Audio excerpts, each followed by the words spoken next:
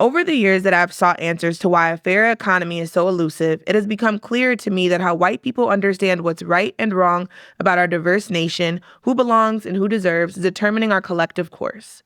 This is the crux of it. Can we swim together in the same pool or not? Welcome back to Education in Context, where we interrogate the ideological and historical roots of anti-Black thinking so we can reimagine a world for Black and brown people to do more than just survive, because we know. What we don't name, we normalize. I'm your co-host, Larry. I'm your co-host, Nell. And in our last episode, we explored the concept of double consciousness from W.E.B. Du Bois, which is the psychological tension of seeing yourself through your own eyes while simultaneously navigating how a society sees you, emphasizing how Black and brown folk are often forced to constantly monitor how we speak, express emotions, navigate spaces, and present ourselves in environments that reward proximity to whiteness, discouraging other cultural ways of being. Today, we push that conversation even further, exploring how anti-Blackness doesn't just harm Black communities, it creates systems where everyone loses access to the collective ability to grow and thrive in healthy ways. Our conversation today is grounded in the book The Sum of Us by Heather McGhee. This book examines how racism, as a structural design, creates environments where everyone experiences some form of loss. So let's jump into it. Let's do it. Let's jump into it. As we surface the system, one of the central ideas in The Sum of Us is the concept of zero-sum thinking. A zero-sum mindset assumes that if one group gains rights, resources, opportunities, or power, another group must automatically lose something.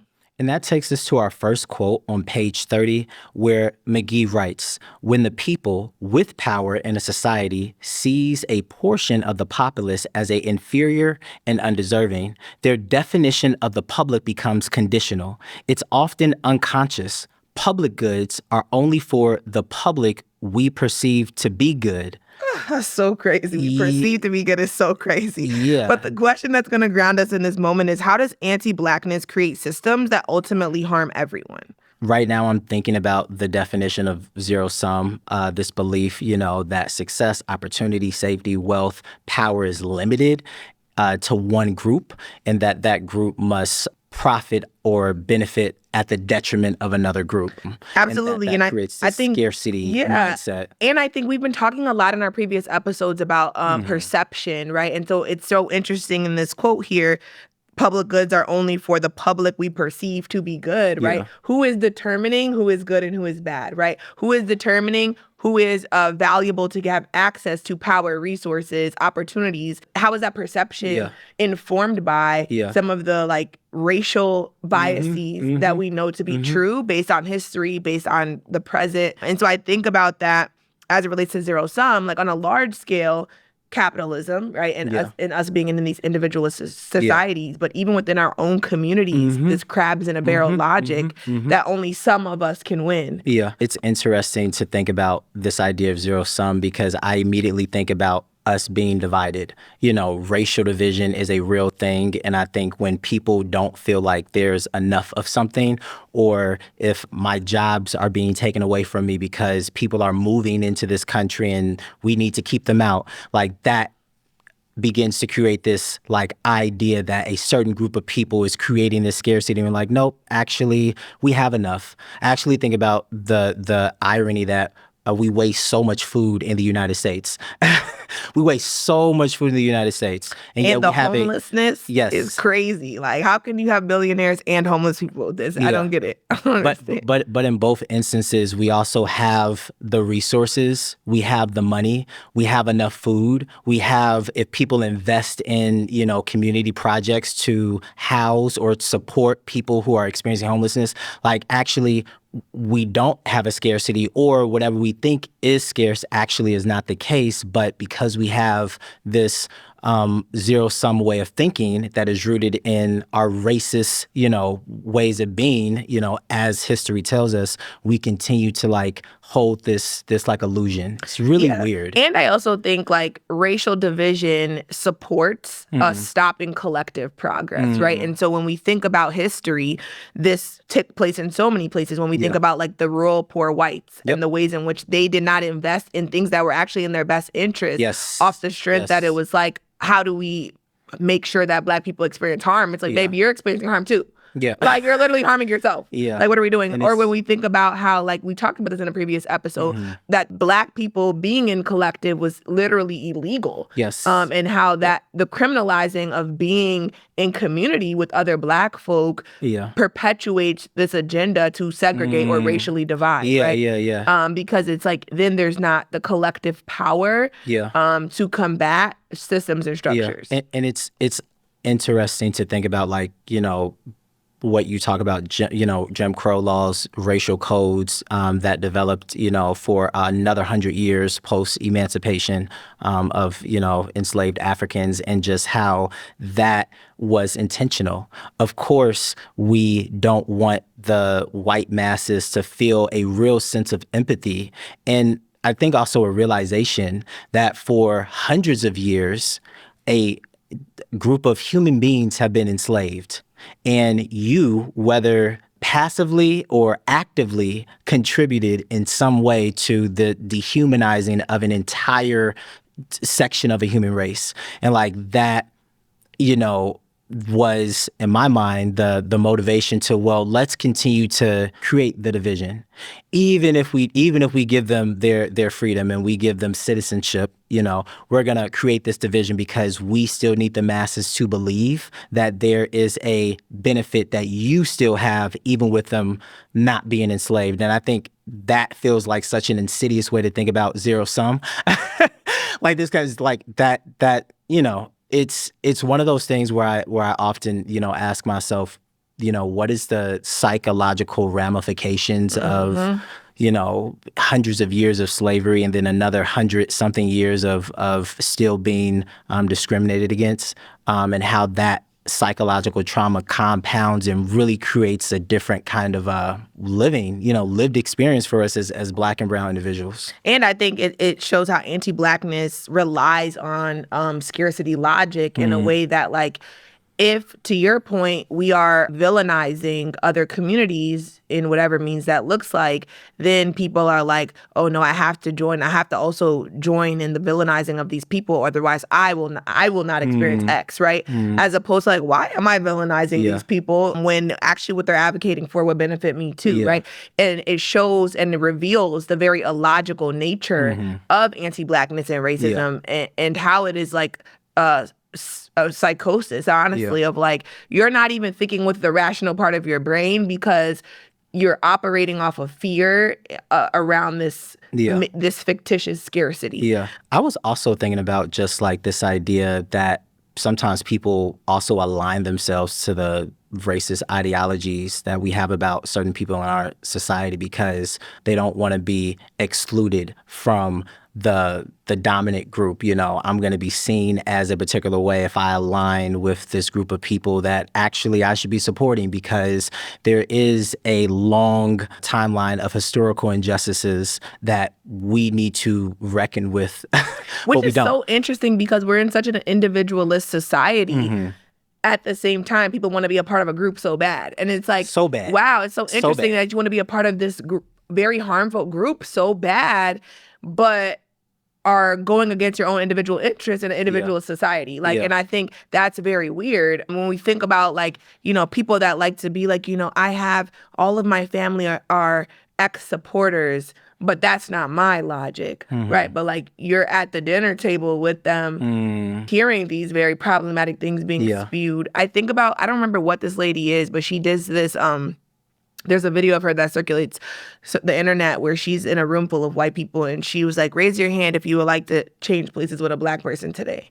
Right? And none of them. Of course they didn't raise their hand. And nobody raised their hand. But it's so interesting Yeah. because people love to say progress. And it's like, if that's true, why did nobody in this room raise their hand and say they'd like to trade places with us? Yeah. Right? Because you're aware of the kitchen conversations, the living room conversations that happen about us in your own family. And the real racism that plays out like in public content. Like, you know, all of the things that we continue to grapple with in terms of like things we see in our political cycle right now. Like the circulating of police killings, those videos, right? Like, people see that and are aware of it. And whether you want to acknowledge the condition for Black folks in this country, in this world, you don't have to say it. Yeah. But you see it. Yeah, we see it. And you know it, right? And so it's like when you are choosing, I think I talked about this in the last episode or something about like either perpetuating or interrupting. Yeah, like there's not actually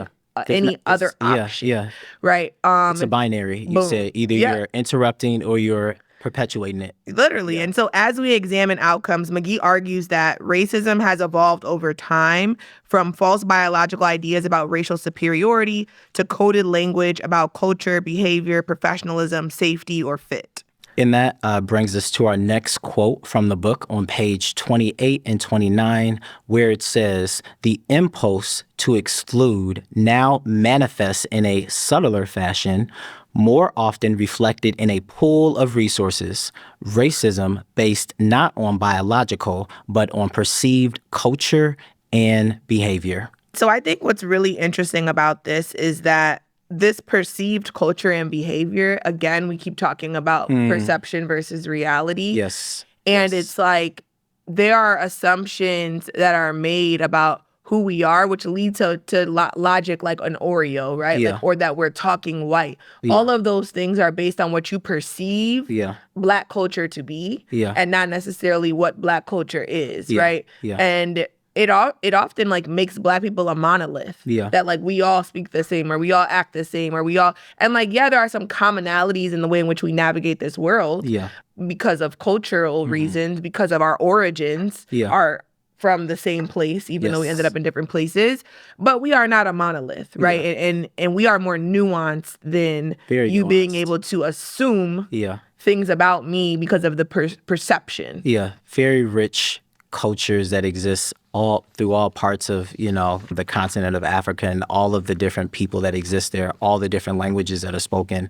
And so, one of the things that I continue to think about when I reflect on this quote where it says racism based not on biology, but on perceived culture, that to me gets at a story. Perceived means that you have this story in your head about what this culture is, and your information that you use to inform the culture that you think, I exist in is rooted in, racist ways of thinking and being. And I think, one of the things that I said recently in one of the classes that I'm taking, from our program is how there's so much power in a story. And like different, cultures tell different stories about different people. And we have to be aware that there has been a story that has been told about Black people, the indigenous people, and, other groups of color, people that come from South America, people that come, like, there's so many different stories that are being told that are rooted in assumptions, biases, racism. And so I think that's why it's so important that when we think about, this idea of like the drain pool phenomenon, like those stories that we've told ourselves, that we've told our children, our grandchildren, recycle, and it turns into what we see here, where we have now people who actually don't want to, support like public funding for like housing or, to have access to food, because there's this narrative about this other group that is, rooted in falsehoods, but is also like feeling like, oh, also you are now not benefiting from this thing that would benefit you. Yeah, and I also think like something that is true about stories is like, and we're both poets, right? And so a big thing that I often say when I'm performing places is like, spoken word originated with the griot in Africa, right? And the griot was an oral historian because that is how we had to tell our histories. It's like through stories, through oral communication, and they weren't always logged in writing, right? And so I think when we think about stories being passed by word of mouth, when we think about that, there's opportunity in word to mouth translation for things to be miscommunicated, things to be changed over time as context changes over time. And so that's why I think it's really important, which we talked about in one of our episodes, for people to be able to write their own stories, for people to be able to define who they are. And specifically as a community, for us to have some aligned identity around like, who are we despite the external narratives that we're constantly consuming and experiencing in our day-to-day. I think a part of also what I'm hearing from what you're saying is that we need to learn about our own culture.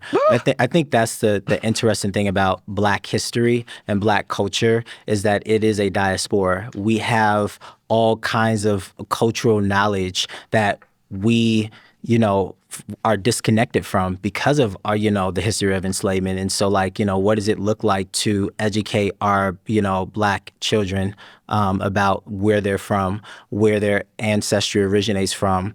What is your identity? You again, emphasizing this idea of like defining who you are. That also means going back, in time to figure out like where you come from. And I think that is something that I've never, been encouraged to do or asked to do. But I mean, obviously it makes sense. I live in the United States, and we don't value, people understanding their cultural upbringing and ways of being because we're always trying to assimilate to this white way of thinking and existing. Yeah. And I also think like that is, and we'll get to this a little bit later as we talk about what does it look like to envision liberation, but that is the collective responsibility is that like we continue this tradition of passing down stories so that people can be informed about things that, may have existed and are not in writing.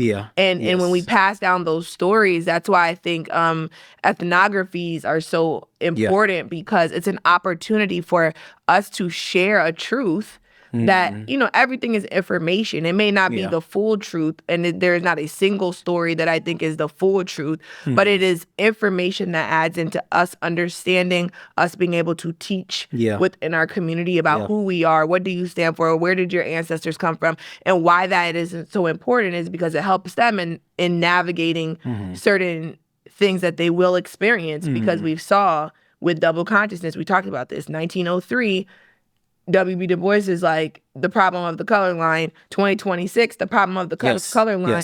So like, why are we reinventing the wheel as opposed to being like, all right, what did they do? How did they collectively organize and navigate this in this time? All right, what are the ways in which it's cross-applicable to like what I'm experiencing now?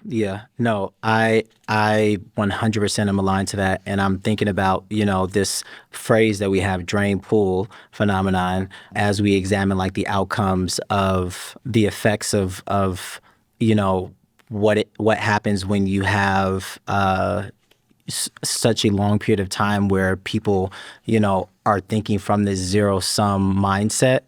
We read about, in history, segregated public pools. McGhee talks at length about that and how, people were, the white folk, in varying communities were feeling some kind of way about Black people having access to the pools. And so, laws and people started to gather to, we can't have access to these pools anymore because they have access to it. Oh, no, we're going to start creating clubs, where, you pay a membership and it's actually not free anymore, and it costs so much, and we know they can't afford it, i.e. Black people can't afford it, and or you price it in a way so that they can't afford it. Just different ways of trying to exclude. And I think, McGhee gets at that a lot when she talks about the different historical events that happen throughout history where white politicians or white communities are trying to exclude us from public goods that also benefit you. Boom. And it doesn't make any sense. The masses.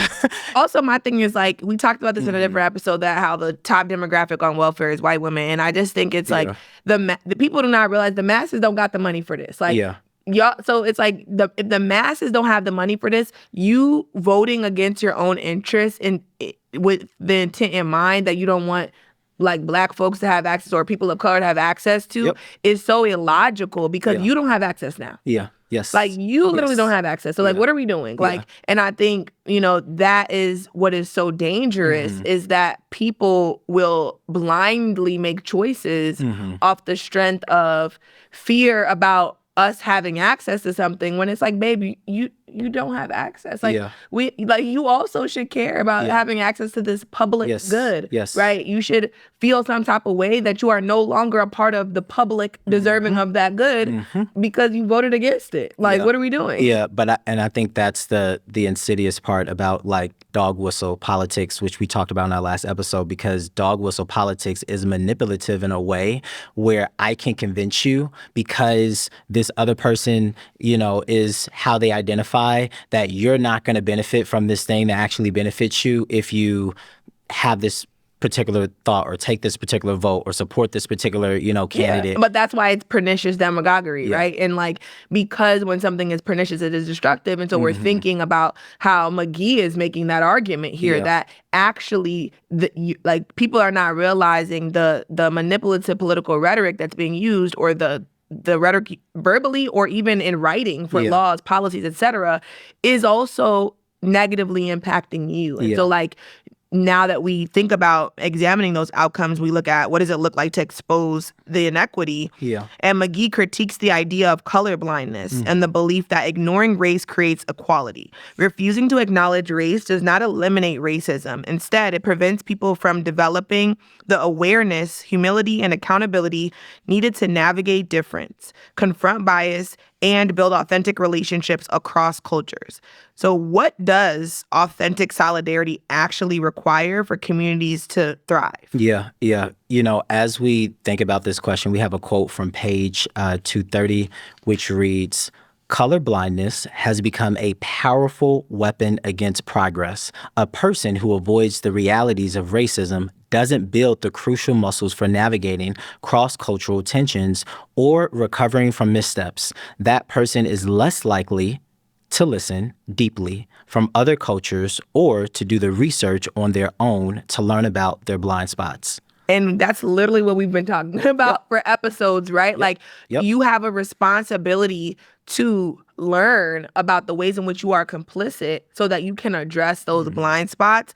And so when we think about what does authentic solidarity actually require, it requires people to do that labor. It requires people to do the research around how am I showing up in a way that is causing harm to other people, and how do I interrupt that, right, at every moment? Because when I am perpetuating it, it is further dividing us. Because if we think about collective organizing historically, the Black Women's Health Project birthed out of the fact that Black women were in solidarity with white women. It's like first wave feminism, and they were like women rights, women health rights, whatever. And Black women are like, oh, you're not talking about me. You're still not talking about me in this conversation, in this politic. And we see Black maternal death rate is what it is, right? They were like, no, we got to break off and do our own thing. We think about the Combahee River Collective, all of these instances historically where Black people tried collective organizing and was like, oh, y'all not thinking about us. So let's go ahead and break off and have to do our own thing. And I think this is what McGhee gets at here is it prevents the masses from having collective awareness, humility, and accountability when we don't think cross-culturally and across lines of race and difference. I think it's obviously for some of us, as we see play out, in the public discourse, not always comfortable to talk about, racism because it's ugly. And I also would argue that I agree. It's not easy for me to think about how I have to and be constantly hyper aware of how I have to, show up in a space. I recently hosted a training at a university, and one of the things that I wanted to do with the participants was to really, show them how to have that metacognitive way of thinking about your thinking. And we did a bias interruption activity where they essentially went through a 4-step process of thinking about what did I just say? And then asking yourself, is this thing that I just said, where is it coming from? Is it rooted in a thing that I heard before, from my upbringing or from something I heard on TV or from something I read? And then where does that idea come from? You need to be honest with yourself. When I think about the third step of this process to say yep, this is racist. And then you need to do the act of replacing it with truth. And so what is actually true about this thing that is rooted in an assumption or bias that I've internalized about, a particular group of people, and or what is the research or inquiry I need to do for myself so I can understand this thing as I identify that it is, in fact, an assumption that is rooted in racist ideology. Yeah, and I also think it's I would love to assume the best of everybody, and it is a lot of people are intellectually lazy.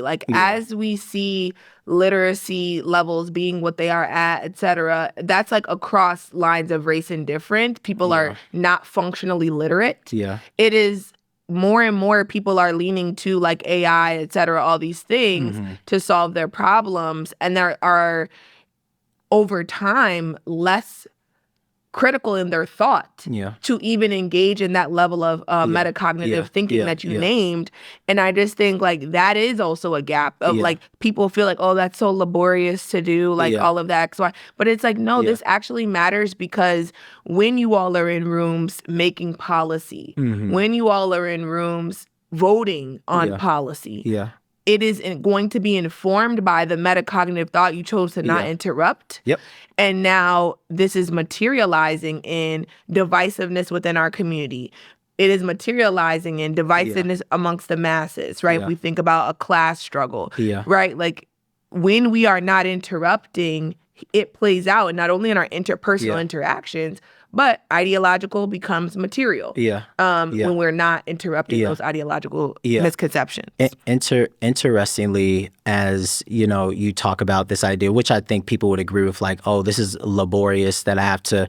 I took a survey after the presentation, and I got 15 responses, and the one thing that was a to and through from the feedback was this was helpful, and I learned something that I could practice in real time. And I think that's one of the reasons why I took more time in that training to do the bias interruption activity, because I think people feel more invested in doing what might feel like laborious work if they have like hey, here's a 4-step process for you to quickly check your thinking. And I think that is something that, in my mind, needs to be more explicitly taught as like, this actually shouldn't start as an adult. This should start in middle school, elementary school, because children also, and even more so, children, internalize ways of thinking and being. And it's hard to unlearn something when you've done it for years, when you've thought this way for years, and it's just like, yep, this is why we still have this problem of racism, because we're not far away enough from it yet. There's a lot of unlearning we have to do, and we don't even recognize the necessity for it. But I also think as you are unlearning, you are still internalizing, right? Like both things are happening at the same time, which is why someone told me, I really don't remember, but I remember I did a anti-racist training at one of the schools I was at when I lived in New York, and they gave a metaphor of being anti-racist as like when you're on those automatic walkways in the airport and you're walking the opposite direction of where the walkway is going. And I was like, that's such a good analogy, because racism is still happening. And in order for you to be anti-racist or engage in critically thinking about the ways in which you are, you have to actually be walking against it, which means both are happening at the same time. And so I actually think about on page 243, when McGhee's like, everything we believe comes from stories we've been told. It gets at what you just named around when harmful stories go unchallenged, they begin to feel normal or factual or inevitable, because that is the direction of the walkway. And so you have to actually turn around, walk the other way, even as the automatic, what is it called? I don't even know what it's actually called. Oh, no. I want to say escalator, but that's not it. That's not it. Not escalator. But yeah, like those, what I'm talking about. Yeah, I know what you're talking about. So it's like, that, here. And so it's like walking the other way is an intentional thing that is laborious because the direction is going there. And so we just have to think about changing systems also requires us to change stories that people believe about one another, because otherwise we will just continue to normalize them. And anything we don't name, we normalize. Boom. I think it's so important, because we had a conversation in one of the classes that I'm taking about like centering empathy, and there was. And I don't know, my professor that I have right now really pushed me on this idea that, because we talk about like how mass evil can happen in society, and the masses, are desensitized to it, and how, one of the keys to undoing the mass evil, enslaving millions of Black people being one of them, how we have to center empathy in the conversations that we have, but also like the things that we learn. I think people don't often, I don't think anyone would want to be subjected to some of the very dehumanizing things that an enslaved person in the United States was subjected to, as we read about it in detail at length, with all of the different primary sources that literally are images of how we were dehumanized. No one wants to be subjected to that. And so when you center empathy in your listening, when you're reading, when someone is telling you, hey, this thing that you said was harmful, I think it forces you into the discomfort.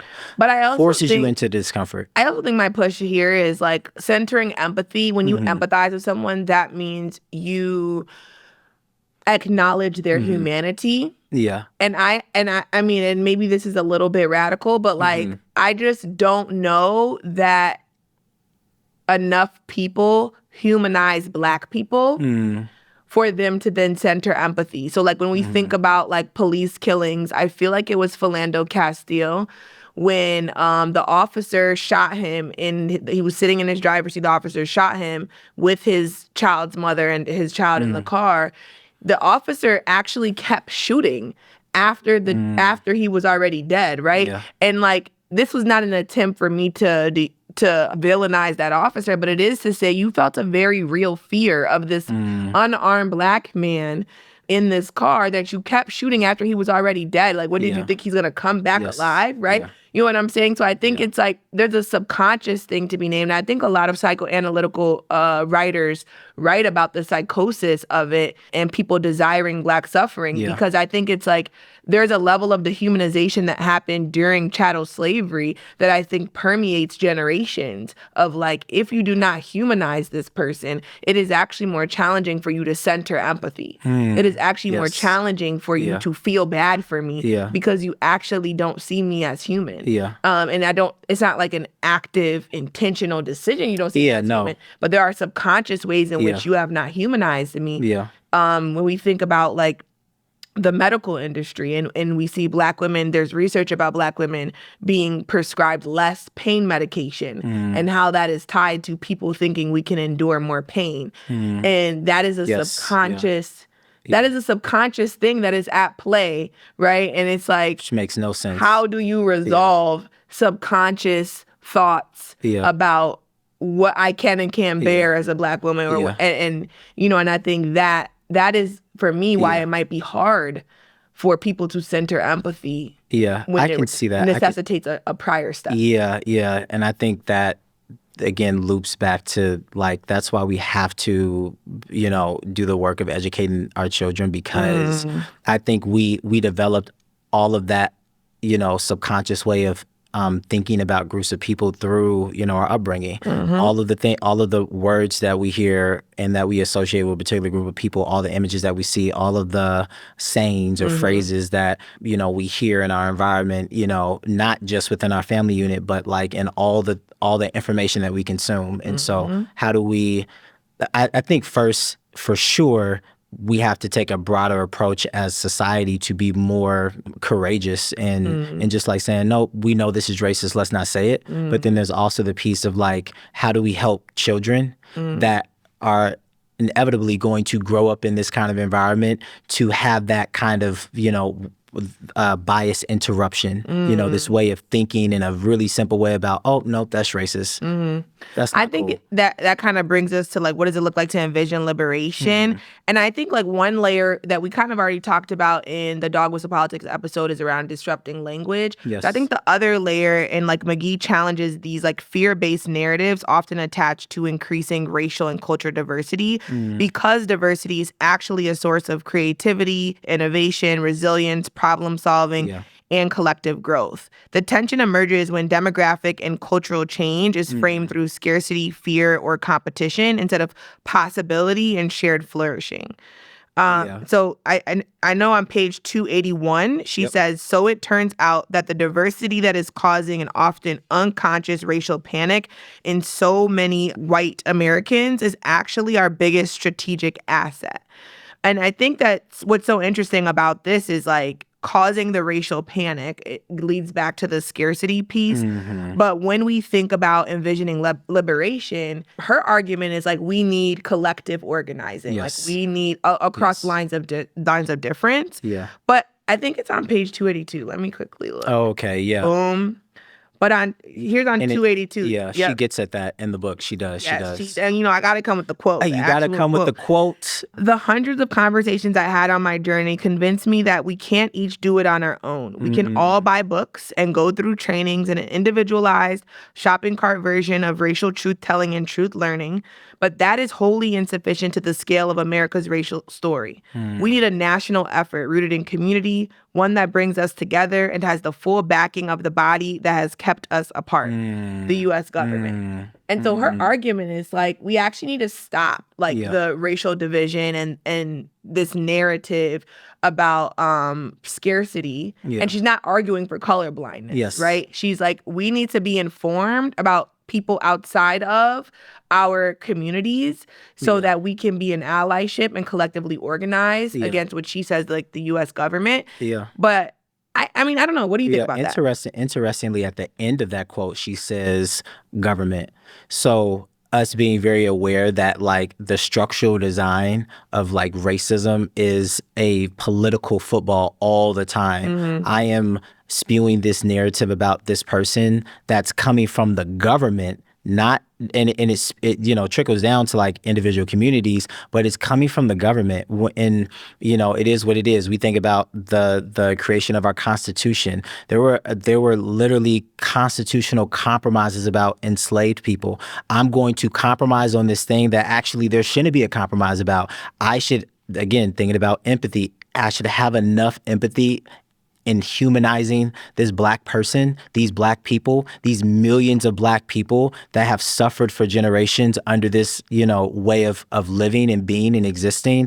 I should have enough empathy to not even compromise on the abolishment of slavery. But I also think it's like, I don't want to position it either as like the people and the government, because the government is not this like theoretical body, right? It's made up of people that who are not necessarily doing the labor that you named, who are then imposing that in policy. If we think about like the Voting Rights Act and people that were anti the Voting Rights Act, right? When there were things done like voter suppression, et cetera, like we saw within the court system, the narrative starting to shift from like, okay, we're just going to problematize things that show an impact on specifically Black and brown people. But then it moved to like, you have to prove intent. Like, how do we prove like you like intended to do this racist thing? And also like goes back to intent versus impact. Actually doesn't matter. I don't actually care whether you intended, because there are subconscious things at play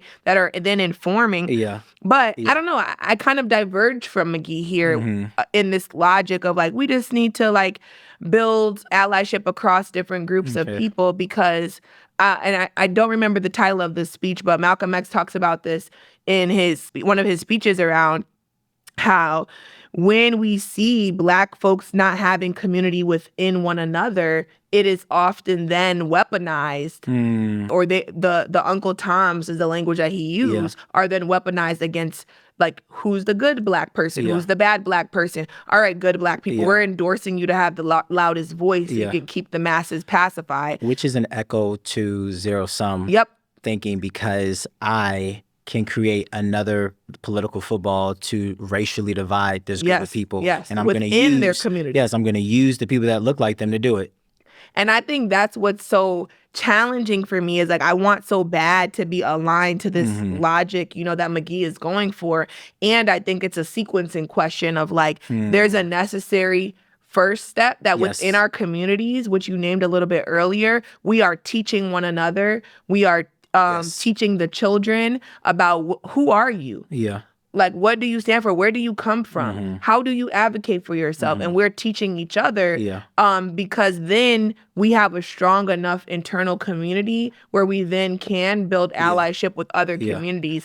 But, I think some people would argue, your favorite term, playing devil's advocate, some people would argue that that has happened historically, like with the Black Panther Party and the breakfast programs, et cetera. and those things were infiltrated. There were things put in place to try and divide those communities, Black codes. Like, those are instances where when we have tried to build community amongst one another, we have someone that is still trying to create the division. And I think as you know, person that is all for like community and solidarity, there is a real tendency, I'll use that word, for us to be in division, because that is where we come from. You know, we come from a history where we are divided for hundreds of years, and all of the things that are put in place to keep that division going. And now we're in a situation where we actually have because, you know, I would also argue that we are in a moment, I think, in American history where we really can coalesce around a different way of like energizing to resist like all kinds of problematic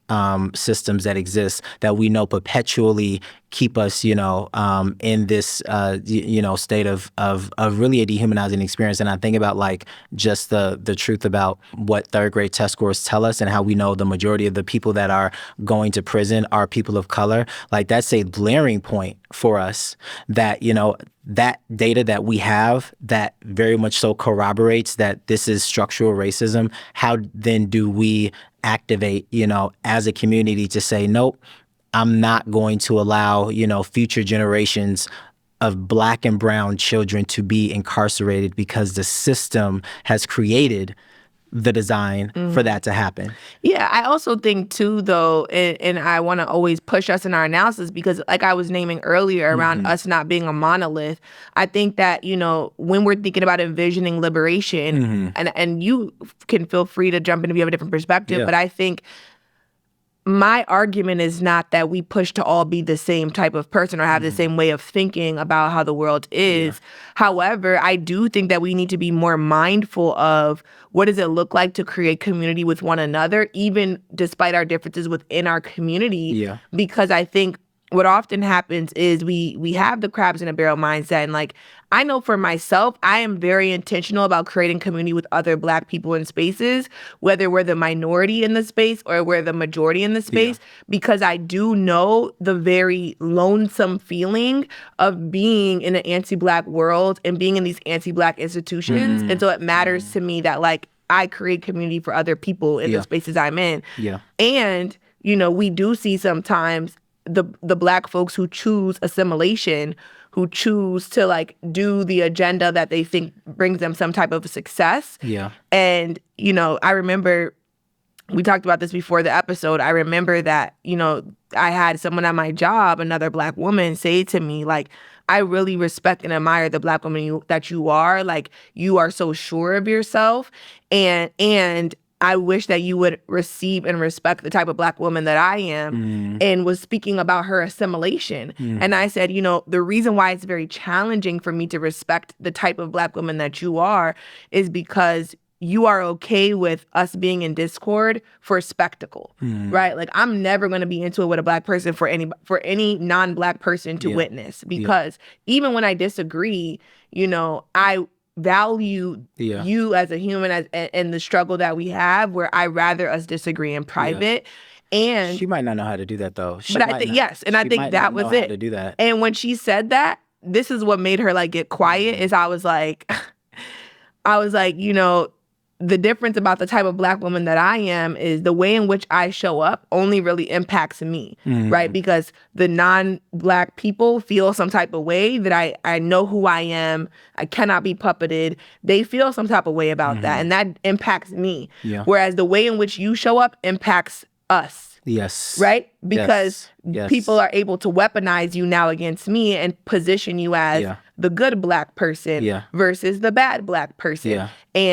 And that's what Malcolm X gets at, like this, you know, this is how we can divide and conquer this group of people that we already see as beneath us. We are just going to create the division in very subtle ways. I keep thinking about dog whistle politics, the very subtle ways that manipulation happens through, you know, the way in which those relationships are divided. And then you create a situation where, and what I really, really like about your story is that you had a deeper reflection, again, centering empathy. Like, maybe she doesn't have this skill set that I have, and I still care about us being in community.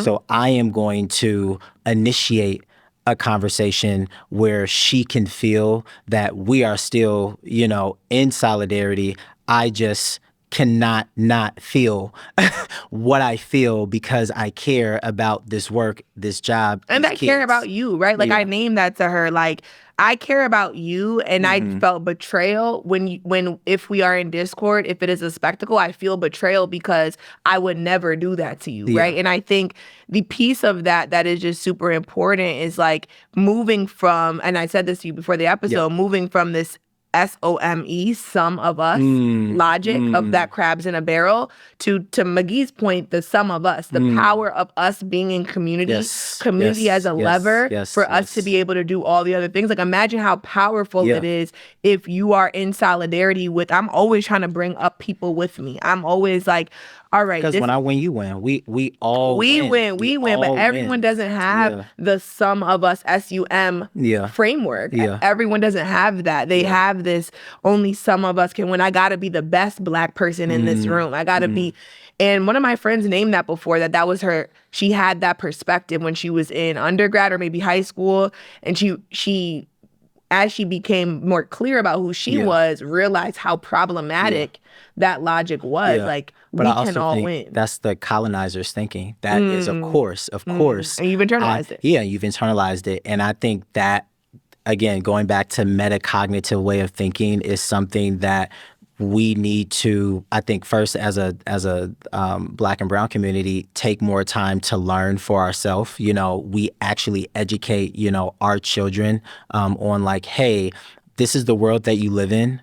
This is what you're going to experience in the world. This is how the world is going to divide you against yourself and against other people that look like you. And then this is the process to respond. And I think that learning that at a young age, imagine the revolutionary shift in just everything. Boom. And I think this leads to our call to action, right? We're not like opposed to what McGhee is saying, but our argument is like, this has to happen within our community. Yes. In order for us to have a strong foundation, because otherwise, when we then move into allyship or collective or coalitions, right, it is not coming from a sturdy foundation. And we will be easily divided. Boom. And that we see that happening consistently, right? Weaponized against each other, et cetera.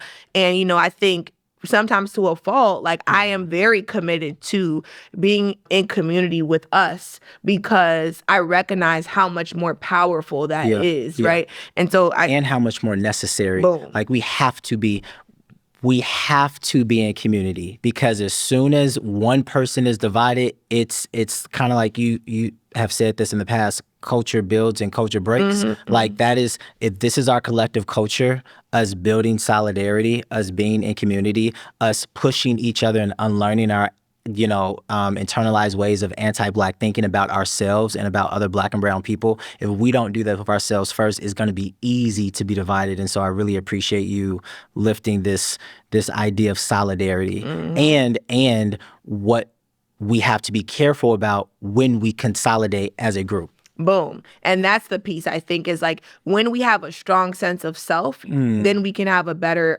coalition. And I think about like even small ways in which I did that, like in the building with students. Every time I see them, hey, queen. Like if I see another little Black girl, I'm hey, queen. And like that's creating idea in her head about who she is. And then they see me, they be like, hey, queen. They write on my birthday card, happy birthday, queen. Like, and I see you in this high regard. Or like me calling my coworkers, like even you, like when I call you brother, like that came from me wanting us to be in community. And you feeling like you're not doing this alone. And it's like the power of the SUM, and some of us. I appreciate that. And I think we don't have enough positive narratives that are circulating, in a public space about, our culture, our heritage, where we come from, in parts of Africa. And so I just really appreciate, you lifting that as like, this is our call to action. So to intentionally cultivate collective flourishing, we must be aware of our own cultural upbringing. Otherwise, systems remain unchanged. Reflection must lead to practice. It's not just about lip service. It's about us doing the work in the way in which we language things, in the way in which we treat each other that is interrupting the biased way of thinking. It's about identifying the drained pools in our school or our community. That might be a policy, that might be a mindset that we have, that might be a narrative that we hear, that might be a practice that we need to interrupt. As when we think about this drained pool phenomenon, transformation we know begins when we choose collective flourishing over fear. And because we know fear creates division, we are not divided. We are in solidarity, as my co-host got at, the sum of us. And then just this other idea that equity requires disrupting the harmful system. And so when we see a system that is harmful, and we already see systems in our community that are harmful, what are you doing? Or what are you not doing that should make you uncomfortable, so that you can reframe the way in which you want to support the disruption, because you realize that none of us are going to benefit. None of us are going to benefit if this harmful system continues. And then this last idea that education must center collective flourishing as the goal. And so when we think about the ways in which we think about like curriculum building and what are we teaching students in first, second, third, all the way, through, 12th grade, how is all of that helping the children that have to grapple with all of these ways of being, some of them that are coming from anti-racist ways of thinking, so that they can be like, nope, that doesn't keep us in community. That doesn't build community. And I also think it requires courage for people to center collective flourishing, because in order to, and we say this on here, don't just name it, you actually need to change the practices. Yes. And as we said, like, what you don't name, you normalize. However, once you name it, what are the ways in which we're going to actually put it into practice? And I think about like classrooms I've been in college, where I've said the thing of like, hey, like, I feel like right now you're centering yourself in a conversation about Black and brown people. And, there are white women that have been uncomfortable by that. And I'm just like, hey, like, you can't tell me we're in solidarity, babe, if you're not going to be aware of the way in which you're complicit in violence. You can't be like, yes, go women, and you're not actually aware in which how your whiteness is showing up in this space right now, right? And I think beyond naming it, being able to shift in your action, because a lot of people are well-read and can name the thing, but then when it comes to execution, they fall short, and then they're confused when they're being held accountable, and it's like your actions are not actually aligning to what you theoretically are saying you're aligned to. But Heather McGhee gets at the sum of us, and how we get there in terms of like collective solidarity is through the practice, through the action, through the discomfort that leads to change behavior, change mindsets, change ways of seeing people in communities. And so as we close out today, recognize that when we design systems rooted in fear, scarcity, and division, we all lose access to something greater, collective flourishing. As my co-host mentioned and highlighted, and thank you for naming that and lifting that. The question, though, is not simply what we now understand, but what are we willing to interrupt once we understand it, once we see it in our society?